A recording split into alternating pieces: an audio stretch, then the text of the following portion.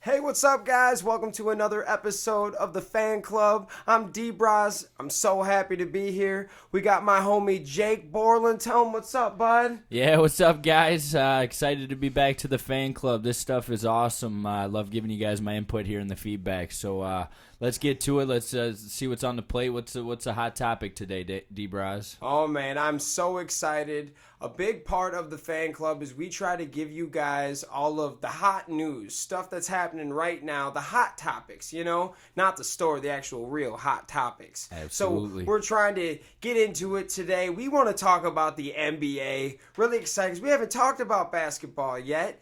And if you're an NBA fan, you know that things are really shaking up in this league. A lot of talent is going to the West, but the East is still competing. We are going to talk about that today. Jake Borland, what do you want to talk about?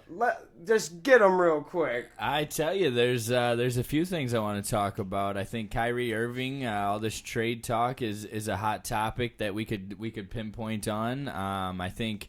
You know what the shape of the NBA is looking like. How about where LeBron James is going to play next year? Oh, okay. Well, then we'll get right into it then. Let's just talk right now. Kyrie and LeBron, throw them together. Where do we see those guys playing out? What do you think is going to happen this year? And if not this year, next year? Absolutely. Well, obviously from the latest talks, it doesn't look like they're going to be playing together much time soon here. Derrick Rose just signed a one-year deal, like $2.1 million, I believe. Real cheap. Just trying to chase a ring, it looks like at this point. With Cleveland bringing him in, I feel like Kyrie could be a little bit expandable, and he still has 2 years left on his deal. Now would be the time to trade him. I know his wish list of teams have Minnesota Timberwolves, Miami Heat, the San Antonio Spurs, but one thing that he doesn't have in this say is any say at all because he has a no-trade clause. So he's going to go wherever Cleveland ships him. And honestly, I don't see any of his teams on his wish list having much that they could send back in return that they're going to want to part with for Kyrie right now. So I think it's an awesome story. Unfortunately for Kyrie, he might end up in a spot he might not wish to be at, but that's the NBA, and you live and die by your trade demands. So. Okay. I agree with you on that. I think that Kyrie is very talented, but around LeBron, he got better. Without LeBron, they never made it to the playoffs with Kyrie as the guy. I know he was younger, but still, some of the greats, you can at least get your team in the weak East to the playoffs. I mean, look at the Bucks and Giannis. If you're that good, one guy can get you to the playoffs. You can't win it all with one guy, but I do think he is better now than then. I do think he is a max contract player. He's a big name. Anywhere you get him will sell out at least most home games and jersey sales. So that's kind of a big point to me. One of the teams he said that was on his list, though, that this list that could be real, couldn't be real, they've reported it, was the Knicks. Absolutely. So something kind of green lights to me is he don't care where he's at. He wants to be the guy, and he wants to make the most money right now. He wants a market. Yes. And I was actually just hearing the Knicks as well, and I know that they have everybody on the trade table right now besides Kristaps Porzingis looking to get that done. That's what I was just about to say. A few teams that I could see him going to would be the Knicks and possibly the Bucks. They have assets too. Pair him with Giannis. It's not necessarily the market that he wants, but he could play there for the 2 years remaining on his contract, and then he could become a free agent and do what he wants. But the Knicks and the Bucks, I think, I definitely feel he's going to stay in the East. I don't see him going to the West. If he's trying to be the man, he's not going to go to the West and be in an ocean with sharks. So yes, I agree 100%. But then something I thought was kind of weird is Kyrie says he wants to be the number one guy, but on the Bucks, I don't think he's necessarily the number one guy there because Giannis does it all. I do like Kyrie. I think he's got a great three-point shot. He is just an all-around offensive talent. But He's a 6'2" guard. He's not the biggest defensively. Giannis can do everything but shoot the three. So, some teams, I mean, if it was my team, and I know I'm not just on my own, as an all-around player and young and coming up, I would pick Giannis because he's got more potential. You feel me? So Absolutely. even if he comes to the Bucks, I don't know if he'll be the number one, but he'll be the number two with an asterisk, like right there on him. Absolutely. Well, since we're working out a scenario of Kyrie leaving, what do you see Cleveland possibly looking like if Kyrie were to leave this offseason before the season started, D-Bros? Okay, well, we already think LeBron is leaving over here. It's Los kind Angeles of Lakers. It's in the air, and just for the record, folks, he's been saying the Lakers for like 3 months now. I have. He literally, before anyone has talked about it, now everyone's kind of, it's too easy now. Like all the signs are pointing that he's out. But let's just say that if Kyrie does get out this year, I mean, it's an automatic out. Like to the people, the Cleveland fans that still have hope and think that he's gonna stick around this year, like there are signs pointing in that way. Not saying he's going to, but he's there. If Kyrie leaves, it's an automatic. Even the Cleveland fans are gonna be like, "Oh no, bye bye LeBron." Unless the only scenario I see playing out differently is if Kyrie leaves, they're able to trade him for some valuable assets, possibly trade Kevin Love for something else as well. Bring in some guys that LeBron wants, that LeBron feels comfortable with. Yeah. And that would be the possible only way that I feel that he would stay beyond the end of this season and skating out to play with Lonzo Ball and the Triple B brand in Los Angeles. See, and the fault, I love the Triple B line, by the way, but the fault in what you just said is no one wants to play in Cleveland. Exactly. Ain't nobody want to go to Cleveland. Who wants to sit on a beach in Cleveland? Nobody. I promise you, and we're not hating on this city, hard-working city. They got a championship. Yes. LeBron doesn't owe anything else to this team.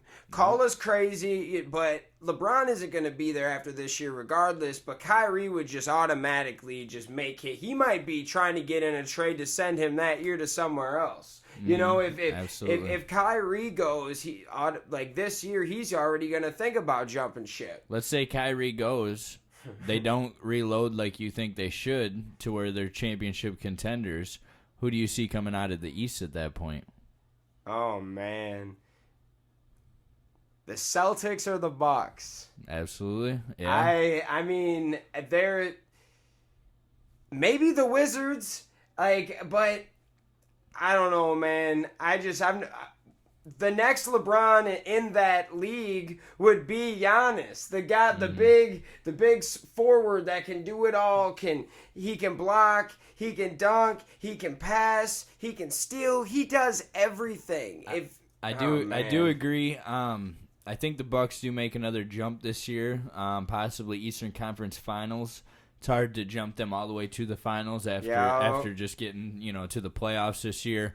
Boston Celtics are going to be a tough out for anybody with Brad Stevens there, with Gordon Hayward paired again.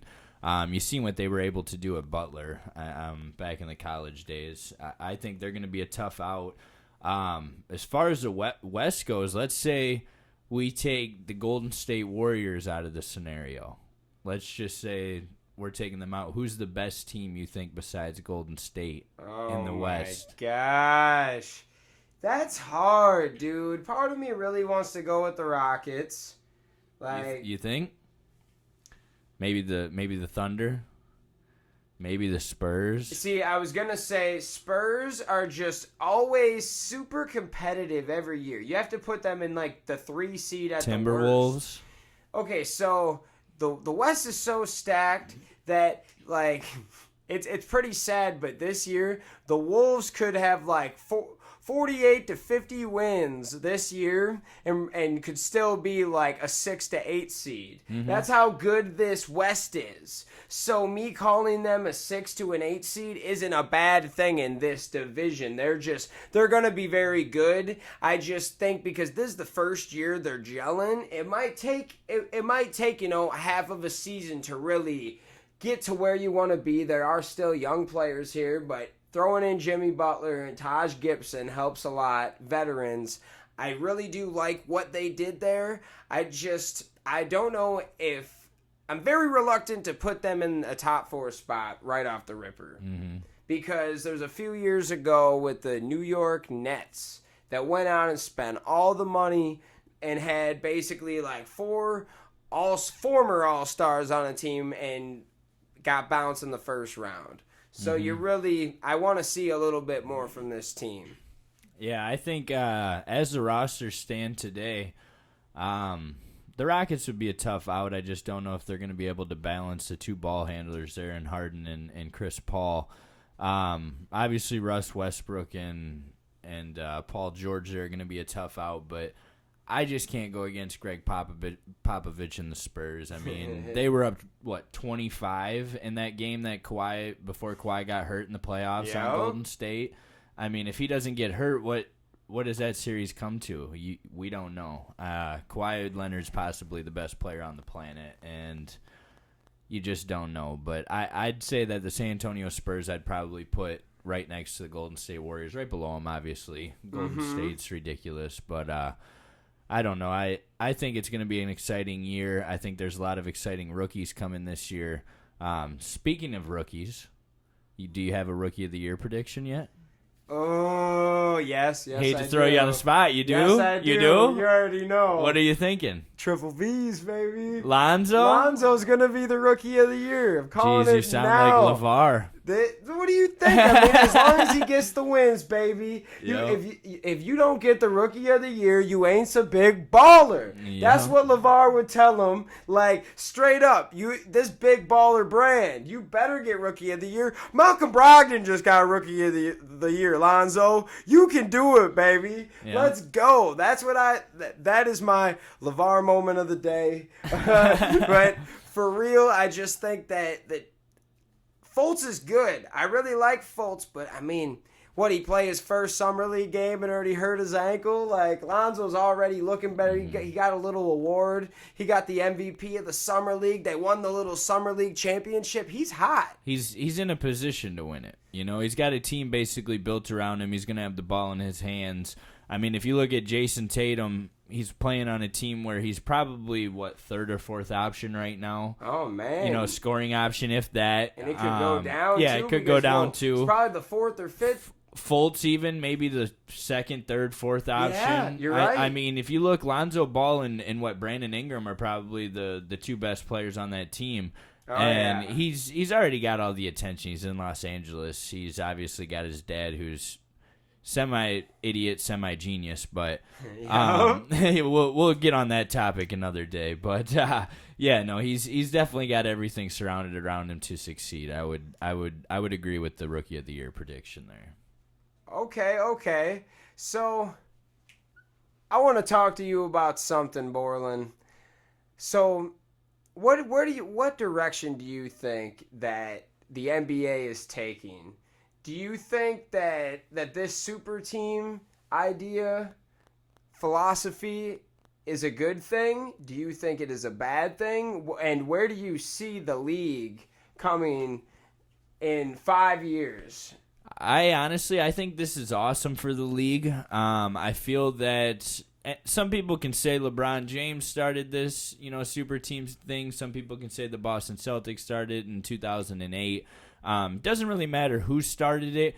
All I know right now is that the NBA is probably more talked about right now than it has been in 10, 15 years, arguably. I think it's great for the league. I think that teams are actually forced to go out and make moves for superstars, give up players that they normally wouldn't want to give up, you know what I mean? And actually have to do something instead of these GMs sitting on their hands for 5 to 10 years and getting paid to do so. I think it's great for the league. In 5 years, honestly, I think that the super teams will start to fade out again. I think that this will be a fad thing for 5 to 10 years, and then somehow they'll come up with different structures in the salary cap or whatnot to have to balance it back out. But right now for the league, like I said, I mean this is making the NBA the most talked about it's been in a while, and LeBron James is 3-5 in the finals. He's got a losing record. keep the super teams going. Hallelujah, Golden State. Oh, gosh. All right. So we're going to talk about this real quick. I don't think it is the best idea because no matter what, no matter if LeBron, KD, the superstars are on different teams, they're probably going to make more money because the other teams that aren't doing as good, that aren't selling out games, aren't selling jerseys, are going to be selling out games and selling out jerseys. I think that it's not a horrible idea as long, and I really like what you said, in 5 years you think it's going to change. I think that'd be great so we can spread the love back to the small market. Because we don't want to see teams fall out because because no one wants to play in a Milwaukee or a Utah or a Cleveland. We do want those teams to stay up because the league is at a great point right now. We just have to realize what we had, where it's going, and see it, stop it necessarily before. Because, like you said, LeBron, he doesn't have the best finals record. He's won some finals, but it's shown super team or not. I mean, the Dallas Mavericks that beat him his first, when they were on the Heat, they beat them, and that was like the last super team, as you will, before everyone just started throwing superstar after superstar at each other. It was one of those situations. So I'm not against it. I just don't know how forward I am until I kind of see where the league's going to go with it. But I do agree, though, that the league's already put different things in. There's a new rule where if they get an MVP or make it to so many All-Star games, All-Pro, like all defensive teams, anything like that, your team can offer you 30% more money to stay than anywhere else. So, let's just put it like this. So, Steph Curry had that $210 million deal, I want to say, that anywhere else that could have offered him their max deal was $160 million. Absolutely. Yep. So there is a big thing, so hopefully for a Bucks with a Giannis, we're hoping that we'll keep him because we'll be able to offer him a third more than anyone else can. I know it's not all about money, but some players want to go for security, Then Foley a championship. I mean, ask Carmelo about it. Yep. Hey, one more topic before we go today, and we wrap things sure. up. Since we're on the NBA, we're on changes, we're on stuff like that, and giving opinions. Once again, guys, thank you for listening to Fan Club. We love all the listeners out there. We love all the subscribers. Last topic here, though, I got a question.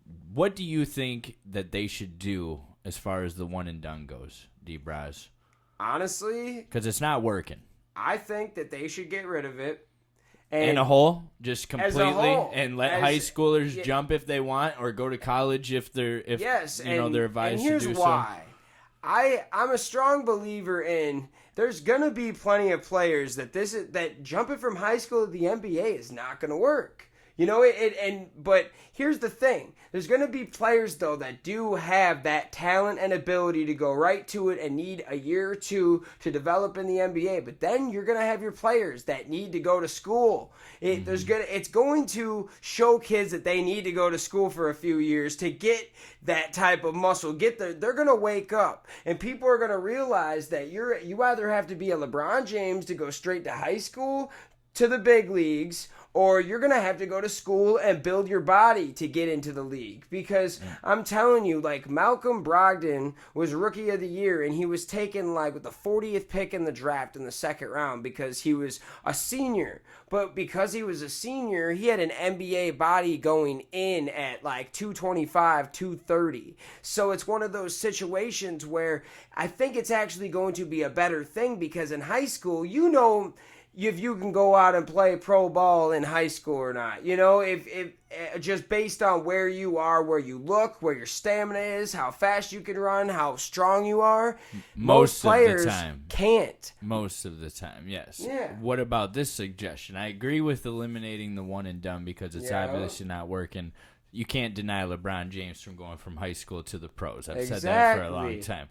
But what about this idea? What if the NBA eliminated it and came up with some sort of strict combine-esque workout where they take some of the middle-ranked NBA players, put them into a scrimmage with some of the top high school prospects, say the top 10, 15 prospects who have a chance, get to go to this, see how they work out against these grown men NBA players, and see if these kids are really ready or not before they have to make their mind up and declare whether they want to go straight out of high school or not. I believe that would be a great system to actually really pinpoint where these kids are and if they're actually ready to make the jump into this league or not. Because, and I would have a very strict combine type setting, very strict scouting, rules, and to where maybe 1 to 2 kids, possibly a year, maybe at most, would be able to make that jump. But this would show these kids, hey, get the weight room, get to school, get your grades up, get your body more physical like you were talking about, and learn the mental aspect of the game. Because this isn't all about physicality either. Basketball is a very much mental game, and if you're smart, you can succeed. If you have the fundamentals, you can succeed. And I think some sort of camp or combine-esque thing like that to pinpoint where these kids at would be perfect. Bro, what you said is genius, okay? Because the NBA, they're all about that money. They're all about big deals, big checks, selling out arenas. Imagine if they had some type of in the off season had the varsity class versus the NFL or the NBA freshman or something. Like the rookies of last year playing these little high school kids, and you would sell out, to and maybe not even like huge cities, but like a Milwaukee, something like that isn't like Los Angeles, but in a town where it's big but not super big. They would love that. Hosted every single year. Oh my God, people would pay big bucks to see that. It's a platform for these kids to really showcase what they're capable of doing. And then make more money. ESPN would get on it. Yeah, I think that's both some good options. I think they should eliminate it. I think we've had an awesome show today.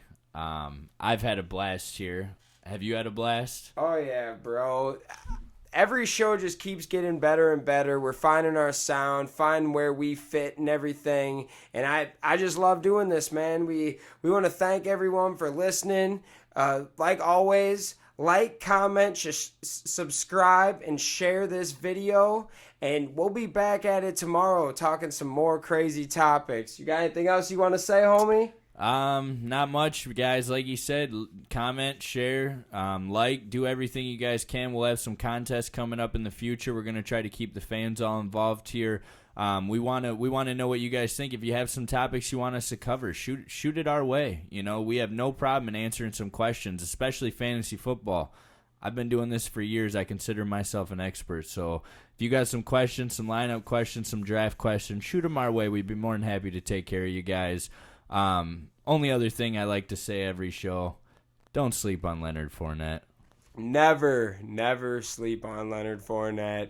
Thank y'all for joining us again. This has been another episode of The Fan Club. Check us out on YouTube, The Fan Club. Have a good night, folks.